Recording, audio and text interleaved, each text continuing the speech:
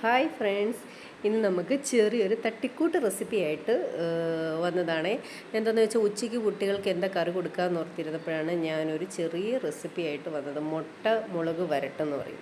ആദ്യമായിട്ടൊരു ചെറിയ ഫ്ലെയിമിൽ തന്നെ തീ വെക്കണം കേട്ടോ. അപ്പോൾ ആദ്യമായിട്ട് തന്നെ നമ്മൾ പാൻ എടുത്ത് വെച്ച് അതിലേക്ക് കുറച്ച് വെളിച്ചെണ്ണ ഒഴിച്ചു കൊടുത്ത്, എന്നിട്ട് അതിലേക്ക് കുറച്ച് കടുക് ചേർത്ത് കൊടുക്കുക. വെളിച്ചെണ്ണ ചൂടാക്കി കഴിഞ്ഞ് കടുക് ചേർത്ത് കൊടുക്കുക. അത് കഴിഞ്ഞ് ഇച്ചിരി ഉഴുന്ന് പരിപ്പ് ചേർത്ത് കൊടുക്കുക. ചെറിയ ജീരകം, നല്ല ജീരകമില്ലേ, അത് കുറച്ച് ചേർക്കുക. എന്നിട്ടതൊന്ന് നന്നായിട്ട് വറുത്തെടുക്കുക.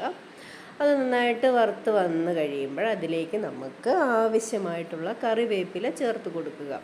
കറിവേപ്പില നന്നായിട്ട് ചേർത്ത് കൊടുത്ത് കഴിഞ്ഞിട്ട് അതിലേക്ക് നമുക്ക് വെളുത്തുള്ളി അരിഞ്ഞിട്ടത് സെപ്പറേറ്റ് ഇപ്പോൾ ഇട്ട് കൊടുത്ത് നമുക്ക് നന്നായിട്ട് വറുത്തെടുക്കാം. ഇനി അത് ഞാൻ അങ്ങനെ ചെയ്തില്ല, പകരം ഞാൻ ഒരു സബോള ആവശ്യത്തിനുള്ള ഒരു സബോള എടുത്തൊരു അതിനാവശ്യമായ വെളുത്തുള്ളി ഒരുമിച്ച് ചോപ്പ് ചെയ്ത് ഞാൻ വെച്ചിരുന്നു കേട്ടോ. ഞാൻ എളുപ്പപ്പണി ചെയ്തതാണ്.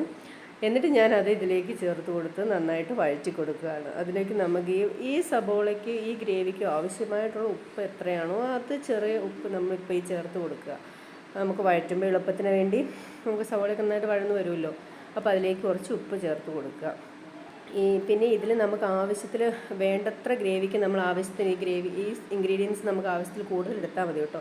ഞാനിപ്പോൾ ചെറിയ ഗ്രേവി മതി, കാരണം കുട്ടികൾക്ക് വലിയ ഗ്രേവിയൊന്നും ഇഷ്ടമല്ല. ഇളയ ആൾക്കാണ് തീരെ മുളക് പറ്റത്തില്ല. അതുകൊണ്ട് ഞാൻ കുറച്ച് ഗ്രേവിക്ക് വേണ്ടി ഇങ്ങനെ ആദ്യമായിട്ട് നമ്മൾ ഇച്ചിരി മഞ്ഞൾപ്പൊടി ചേർത്ത് കൊടുക്കൂ, കുറച്ച് ഗരം മസാല ചേർക്കുക, കുറച്ച് മഞ്ഞൾപ്പൊടി, മല്ലിപ്പൊടി, ഗരം മസാല, മുളക് പൊടി എന്ന് പറയുമ്പം ഞാൻ കാശ്മീരി ചില്ലി അത് ഇച്ചിരി ചേർത്തിട്ടുള്ളൂ, കാരണം കൊച്ചിന് ഒത്തിരി എരിവ് പറ്റത്തില്ല. അതുകൊണ്ട് ഇതെല്ലാം ഈ ചെറു ചൂടിൽ തന്നെ ഇട്ട് നന്നായിട്ടൊന്ന് വറുത്തെടുക്കുക. അതിൽ നമുക്ക് വേണേൽ വറ്റൽമുളക് ഇതിന് ചേർത്ത് കൊടുക്കാം. പിന്നെ കുറച്ച് ഉലുവ വറുത്ത് പൊടിച്ച് വെച്ചിരിക്കുന്നുണ്ടെങ്കിൽ അത് വെച്ച് ചേർത്ത് കൊടുക്കുന്നത് നല്ലതാണ് കേട്ടോ. എന്നിട്ട് നമ്മളിതെല്ലാം കൂടെ ഗ്രേവി ഒന്ന് ആയി കഴിയുമ്പോഴത്തേക്കും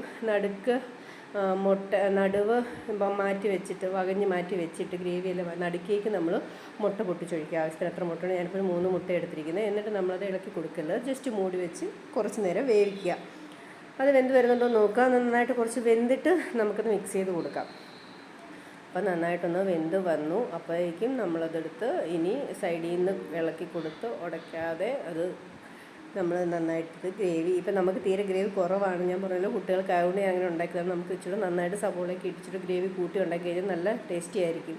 അപ്പോൾ അതിലേക്ക് ആവശ്യത്തിന് ഇച്ചിരി ഉപ്പും കൂടെ വിതറിയ മുട്ടയ്ക്ക് ആവശ്യമുള്ള ഉപ്പും കൂടെ നമ്മൾ ചേർത്ത് കൊടുക്കുക. സവോളയ്ക്ക് നമ്മൾ നേരത്തെ ഉപ്പ് ഇട്ടിട്ടുണ്ടായിരുന്നു, അപ്പോൾ അതനുസരിച്ച് ഉപ്പ് കൊടുക്കുക. ഇച്ചിരി കുരുമുളക് പൊടിയും കൂടെ ഉണ്ടെങ്കിൽ ഇച്ചിരി കുരുമുളകും കൂടി തൂക്കി കൊടുക്കുകയാണെങ്കിൽ നല്ലതായിരിക്കും.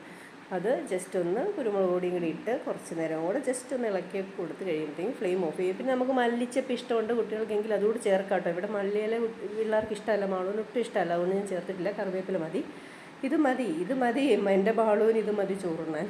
അപ്പോൾ കുട്ടികൾക്ക് ഇങ്ങനെ ഉണ്ടാക്കി കൊടുത്താൽ നല്ലതായിരിക്കും.